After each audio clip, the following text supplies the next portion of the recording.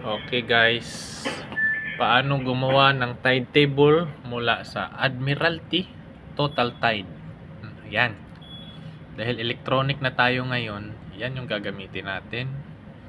Bubuksan natin yan. Pagbukas mo yan, ito yung lalabas.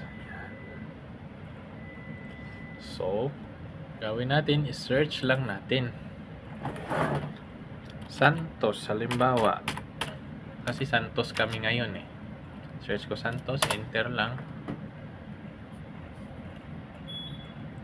Ayun, lumabas.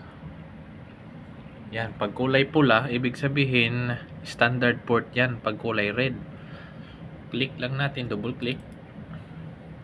Yan, lumabas na yung information niya. Dito tayo sa heights.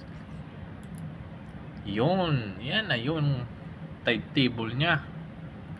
Automatic yan. So, right click, print. Magpiprint na yan.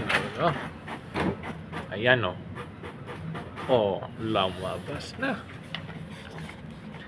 Yan yung tide table natin sa Santos. 1, 2, 3, 4, 5, 6, 7. So, 7 days. 7 days na tide table. Yan lang po. Napakadali lang. Thank you.